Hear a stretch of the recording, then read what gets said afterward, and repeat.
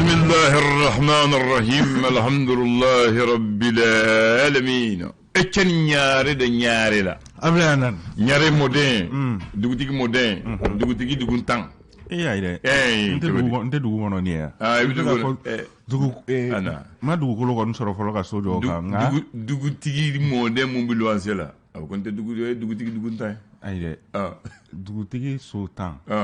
mɛ dugu tan dugu kɔni n'i y'a ye so b'i bolo i bɛ dugu de la n'i ye dugutigi mɔden so yɛrɛ t'i bolo i bɛ luwanse la kɔni e ye dugu tan ye sa e ko ten wa ne ko ten dɛ ne ko ten jama yɛrɛ b'a dɔn dugutigi den mun bi luwanse la i ka fa dugutigiya i ka fa n'i ka mɔkɛ dugutigiya mun ɲa ye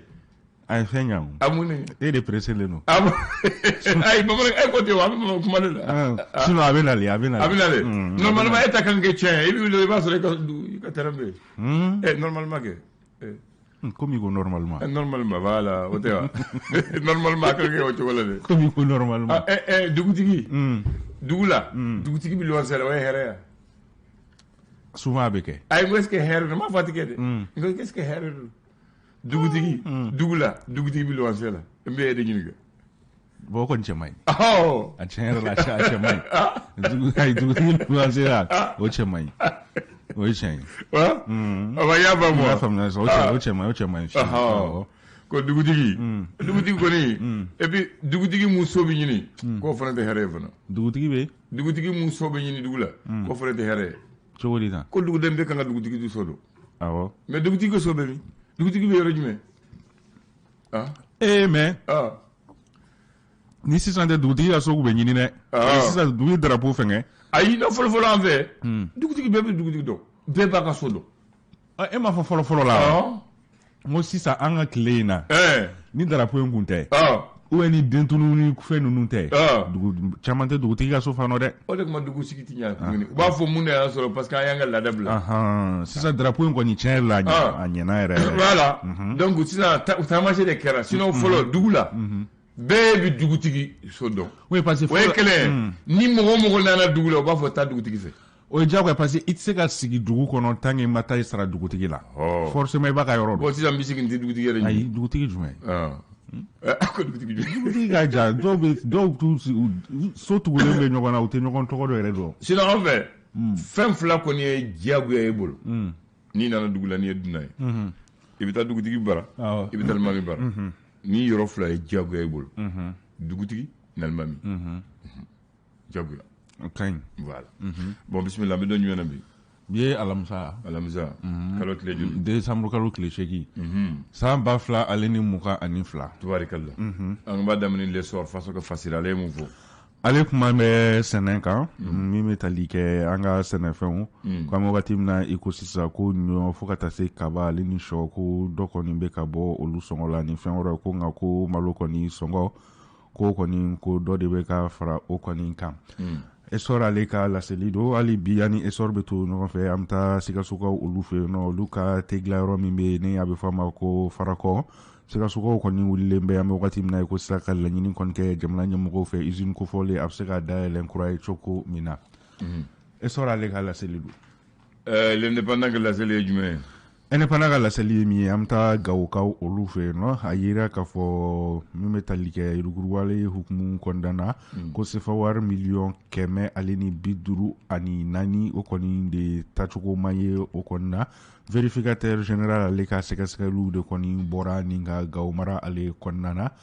indépendant hali bi an n'a bɛ to ɲɔgɔn fɛ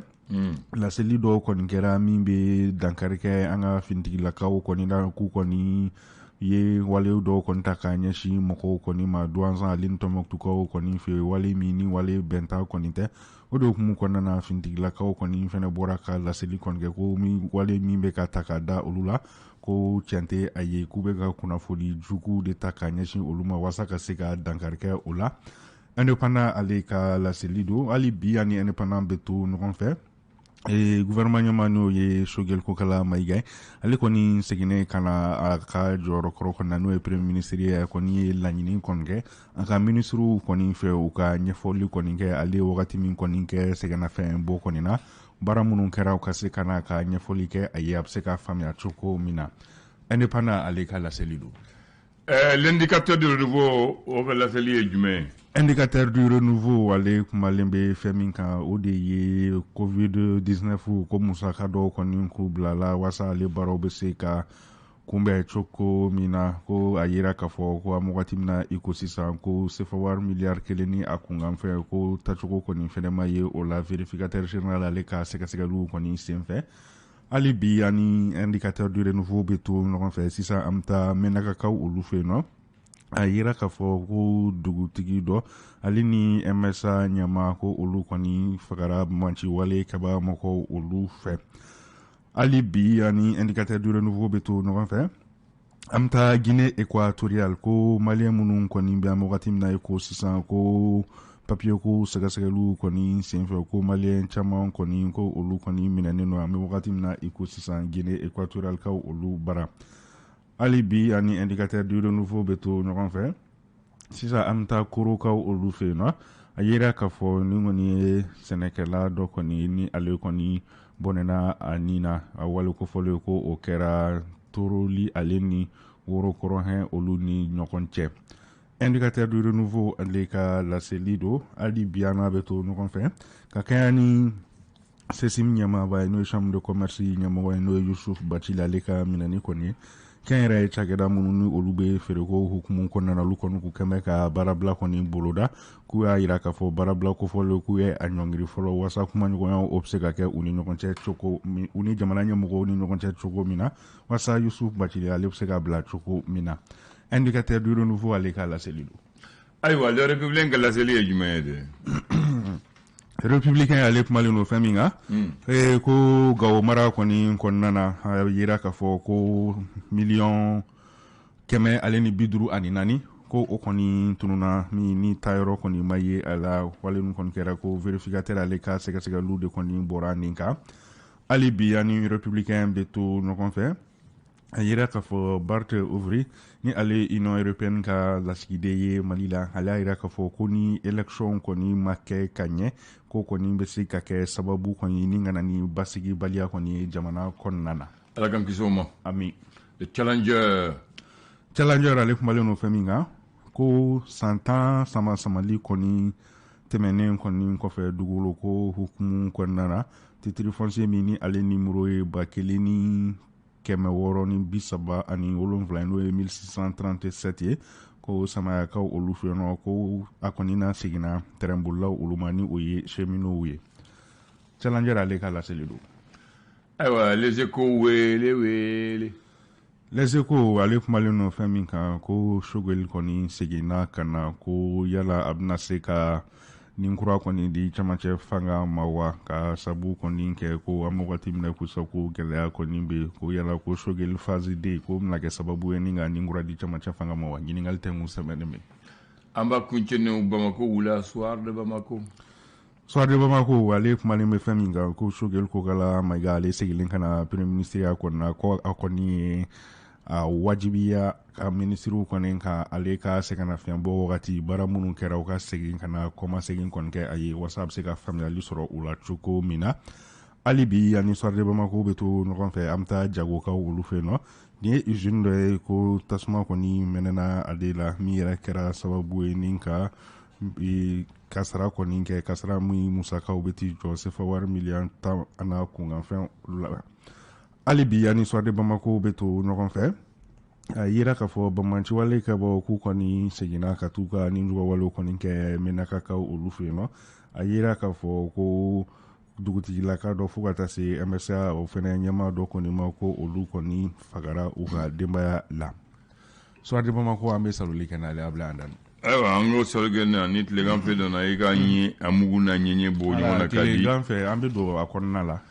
Etienne Ɲare a bila an dan. K'a sɔrɔ i bi denmisɛnya la kiri ba 2 kɛra Mali la yan ka président minɛ ka kiri a kɛra Mali la ka kiri ka don kaso la ka bila ka mɔgɔya kɛ ka fatu. O kɛra wagati jumɛn? 92 93 an ye kiri kɛ yan an ye Musa kiri ni ne ko ne côté de jamana ko do te kana fo ni ne ko ka fo ne de voilà an ye Musa kiri jamana ye Musa kiri ba fe ko de fo kuma ka fo parce que ne ba do te kiri parce que Musa bilen kiri fila de tun kɛra kiri fɔlɔ ko crime de sang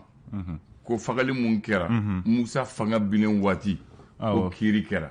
o kɔfɛ ko crime économique ko an ka nafolo mun détournera olu fɛ o fana kiri kɛra o kiri fila bɛɛ la u ko Musa ani k'a jo poto la ka marifa ci a la o de ka kan condamné à mort ale n'a ka mɔgɔ dɔw ye k'a don kaso la k'a sɔrɔ Alpha Umaru Konare de bɛ président la Alpha ko an tɛna Musa ni a tɔw jɔ ka mugu ci u la nbo comme constitution charia sunba bɛ yamaruya di yan ka se ka yɛlɛma ka yafa kɛ donc n tɛ yafa ma sisan dɛ mais n bɛna k'a fɔ ale bɛna jɔ ka mugu ci a la n b'o dulon k'a yɛlɛma k'a kɛ a si kaso a b'a si kɛ kaso la nka a tɛ jɔ ka faga a ma kɛ Musa kelen kosɔn dɛ militaire 5 min tun bɛ fanga na waati min na Musa ka fanga bin Musa tun ye général ale tun ye président ye Mamadou Koulibaly ale ye général ale tun ye ministre de la défense au moment des faits waati min fanga bi tiɲɛ Sekuli ale tun ye général ale ye ministre de l'administration territoriale ani colonel Ousmane Koulibaly ale tun ye chef d'état-major général des armées olu bɛ minɛ Musa nɔfɛ donc u bɛ kiri la ko u bɛ nɔ b'a la k'u bɛ kan ka jɔ ka fa Alpha ko non a y'o to u k'u si kɛ kaso la an man k'u fa